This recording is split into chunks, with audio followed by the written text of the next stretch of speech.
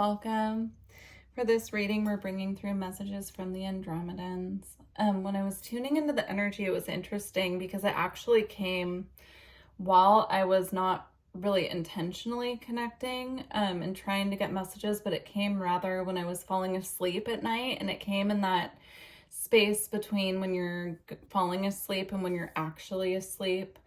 It came really strongly that there's an important kind of cocooned space during that transition from being awake to being asleep, and also from sleeping to waking. And it's when the energy is most potent to like focus on something and visualize it and actually manifest it or ask for guidance from spirit, because we're very connected to the spiritual realm when we're in that space between waking and dreaming, or dreaming and waking. And just to start using that space for visualization. If we have something that we want to answer on from our spirit team, that's a really good time to be asking them telepathically, by just thinking about it. Like, I want an answer to this. And then we might wake up with an answer. We might get an answer in other ways. We might dream about it, something like that. And so it was just really interesting. It was a really interesting kind of message that came through with that. So yeah, very, very intriguing. So we have cosmic self to start. It says, you are a cosmic being, stay confident in your truth. I feel like it's easier for us to connect to our star family in that space, because their messages can come through as pure energy sometimes, and it's easy to miss when we're going through our daily life. We're focused on other things. And so if we're getting strong messages during that transitional phase, or if we're trying intentionally to connect with them in that little sleepy phase, it's easier for them to bring messages through, to bring answers through, for us to reach out to them. I'm getting it as like a beacon, like we're sending them like a beacon of light telepathically when we intentionally connect with them in that energy space. Very interesting. You might also be able to sense them around you more when you're in that space. I know when I'm in that space, a lot of the time I can actually feel what beings are in my room if I try to focus on it. I can feel into that more, and I'm kind of getting that energy as well. Very interesting. Also, the cosmic self is also coming out as a reminder to us that we are cosmic beings in earth bodies, right? And so to really get more in tune with what that means to us on our personal journeys as well. Spending more time intentionally connecting with the cosmic being that lies within us. I'm getting it as the soul, but they're bringing it through as the cosmic being within the human body. Here we have crown, right to know, go beyond attachments, divine alignment. Yeah, so what I'm getting is when we're in that phase between being awake and being asleep, our crown is very open and ready to give and receive information. It's more of a flow. I'm seeing it more of a flow. Like when we're awake and we're in our waking lives, it can be really tricky for our star families to get messages through to us, because we're inundated with other people's energy, the tasks that we have to do, our to-do list, going to work, interacting with people, driving. I'm seeing all of these things that are necessary to earth life, but kind of distracting us from that connection and the messages that are trying to come through. And so when we connect in that space, our crown is more open, and they're able to bring through information and kind of flow it through easier. Or even if we feel like we need some form of a energetic alignment or attunement, asking for it to happen when we're in that space, there's something about them being able to reach us with more clarity and more ease. Okay, and then we have storm. It's okay to feel it all, cleanse, collapse of the old, and realignment. I'm seeing this is connected to the Orion reading, which should post right before this one. That one was all about cleansing and activating the third eye. So if you feel guided, I would suggest you watch that reading as well. But I'm getting this, again, this is like the inundations of all the energies you know, that are kind of clouding up our field that need to be cleared and cleansed. I'm seeing using a selenite wand around the aura, specifically the crown, third eye, and the ears, clearing out what we've heard from other people throughout the day, or any, you know, thing that we've listened to that needs to be cleared. It can be really helpful for us to receive information in our dreams at night, making sure that that's all cleared before we go to sleep. Very interesting. I'm getting it almost as like EMFs just really, you know, overloading and taxing the auric field, and us just needing to take extra time and space to clear. I'm getting taking time out as well to just sit in our own energy and work on clearing our aura. That will be really helpful this time. I'm seeing it as like a murkiness in the aura that just needs to be, attention needs to be brought to it. We need to just work and be diligent about keeping it clear. Taking space and time away from technology if we're able as well. Okay. We have Divine Feminine, receive your birthright, unconditional love.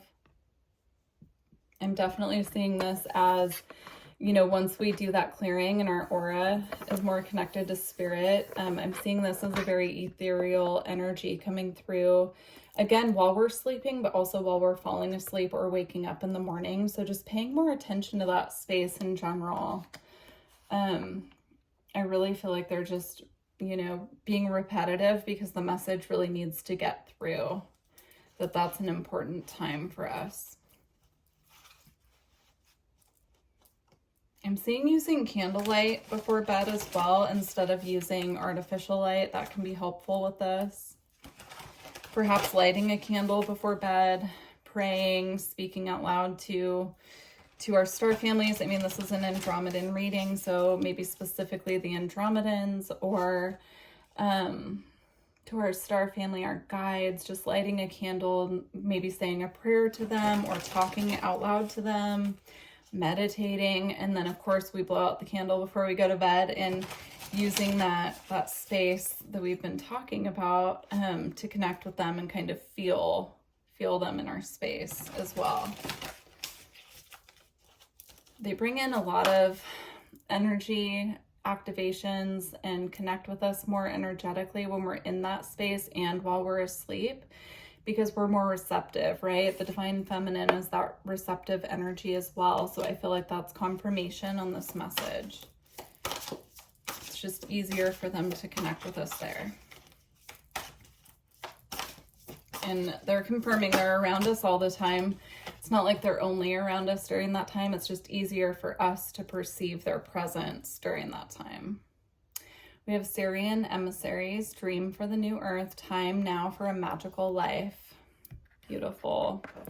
So if you feel connected to the Syrians as well, you might want to check out a Syrian reading on my channel if you feel guided, or, you know, if you're not feeling connected to the Syrians, this is perhaps confirmation that you are connected to them. We have so many star lineages that, you know, a lot of us feel connected to maybe one or two, and we don't realize how many other ones are working with us. And I always see them as all working together for the highest good of us, right? Because we're here on Earth and we're here on our missions to assist with the upliftment of the planet and work together, even if we're not physically working together, but each working on ourselves assists with that process. And, you know, I'm seeing all of our star families now kind of gathered around watching our progress and assisting us together as well. So that's definitely a message for someone. If you feel like there's something lacking, like you're missing a star lineage that you need to look into, I'm getting, look into the Syrians. That could be for you. You know, you could also look up what they're all about as well. I'm seeing sitting outside and gazing at the stars and seeing which ones call to you, and then finding out what constellation it is or what area of the galaxy the stars you're feeling guided to are in, and that could give you some clues there as well.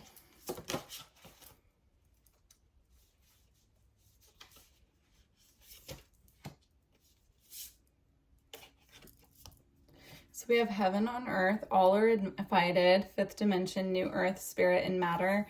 I'm getting that all are invited again as confirmation of the message about how so many different star lineages are connected to us from our time of just being a soul and living different incarnations. And so just really, you know, diving into what you feel guided to, what you feel connected to as far as your research goes on that. You could even meditate or use that space, you know, in between sleeping and waking to connect with, to ask that question. You know, maybe it would come through your dreams, or maybe you would get a telepathic answer about what you're connected to or who you're connected to. Who's working with you at this time? I'm getting that really strongly, like asking what star beings are working with you at this time as well. And then just being open to receive. Okay, we have integration, forgive self and others, reunion, let go of defenses, open the door. I'm getting this as like the integration of the activations and energetic alignments that are coming through for us at this time. I'm seeing the physical body needing more rest. There's a lot of integration coming through. All the solar flares that have been happening have been very activating to our physical bodies. And there's a time out needed for integration and rest and recalibration as well. So if you've been feeling like we talked about a little inundated with like the EMFs and everything with the storm card here, the time has come to try and clear some of that energy and take space out for integration. A lot of it is being integrated at night for us as well. That's coming through strongly. Okay. We have earth and air, stabilization, physical integration, and mental clearing. So that's confirmation of the other message. So it's the integration between the physical and the ethereal is how I'm getting this earth and air here. It's integrating the ethereal into the physical. So yeah, physical integration, perfect. Okay, and then we have peace beyond survival. We have peacemaker through inner peace, resolving ancient splits. Yeah, this is about, I'm getting like a resolution happening here. It could be energetic. It could be, you know, coming to some form of understanding and peace about our journey that we're leading, our lives that we're leading here on earth at this time. We could have gone through something that really shook us. I'm getting this could be for someone specific, but it could be for a group of you as well. You know, we all have those experiences in life that kind of shake us and shake our belief systems, and those are happening for us, you know, and it's really hard to remember that in the moment. But if you have been through a recent shakeup, this is about the peace that comes after that and being able to look back on that as a growth for your soul, for your evolution, and really understanding, having that hindsight understanding of why you had to go through these hardships or trials, tribulations, lessons.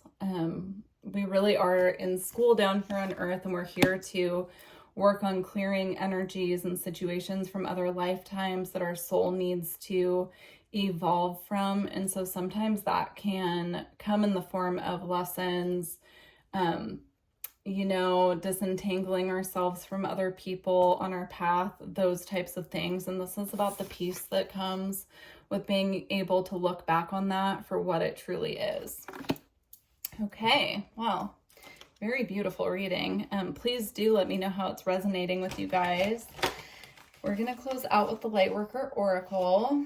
And please leave me a comment if this is resonating with you. I would love to hear how you're all doing and what's going on with you guys. And please don't forget to like the video if you made it this far as well. Okay, I feel like they want me to pull two, but this is the first one. 1111, messages in the numbers.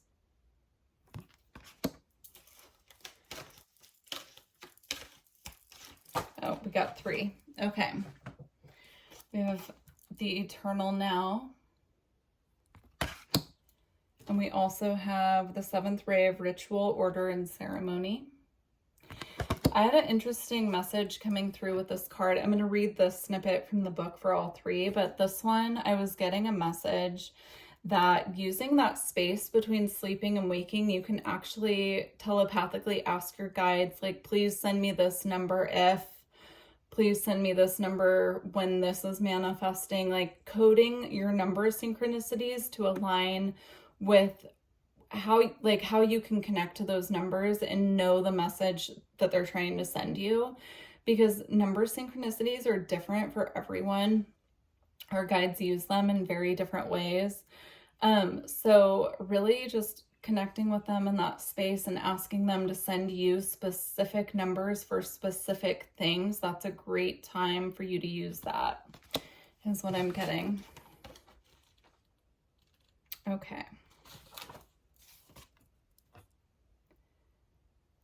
The universe is speaking to you through numbers from 1111 on your phone to the repeating number patterns that catch your eye. Information is being transmitted from the creative universal intelligence into your cellular awareness. You may feel energetic healing as you receive these transmissions of number frequencies. Something coming in with that last bit as well about the healing transmissions. You can ask them to send you certain numbers when you need to heal something or when you need to focus on something as well. So if you want to assign a different number code to each chakra so that they can send that to you when you are needing to work on something and you're aware of it, you can use it for that as well. Very interesting. Okay. Eternal Now. Within you is great strength and courage. However, just because you can manage to keep going when you are drained or stressed doesn't mean you have to do so. You are encouraged by your higher guidance to request assistance in letting go of tension within your mind and body. You will gain energy through this release and perhaps even see things in a new and more optimistic light. Shifting into a more present, relaxed, and enjoyable state of being will help you overcome the past and successfully create your future. Very beautiful. I love that. That definitely ties in with this reading as well. Okay. Yeah, using that space as well to ask them to clear anything that is causing our body to have tension, because our body picks up on energy and situations, you know, our bodies are very attuned and tuned in to our thoughts. And so asking for anything that's not in alignment within the physical body that's creating tension or any stress that's in the body to be let go of at that time as well. I'm seeing also focusing on a part of a body and asking it to relax while you're in that space can be really helpful, and that can help you sleep better at night as well. Okay, 7th ray of ritual, order, and ceremony. When the gift of the 7th ray enters your life, something new is being formed, something that will benefit your world. There may be an increased interest in magic, ceremony, and ritual for healing purposes, resonating with high-frequency violet light and the Archangel Zedekiel. The 7th ray also helps transmute energy from lower to higher frequency. It is a spiritual cleansing agent that allows the truth of spiritual freedom, empowerment, and choice to be seen and felt, restoring hope and joy to the heart. That is really beautiful. So definitely huge energy shifts coming through for the highest good at this time. I'm so grateful for all of you, and thank you so much to the Andromedans for these beautiful messages and guidance. We're truly blessed to have these connections with our star families while we're on Earth. Okay. If you're interested in a personal reading or energy work, astrology, etc., my website is below. Please feel free to message if you have any questions. And yeah, please let me know how this resonated. As always, I look forward to working with you guys in the future. Take care. Bye.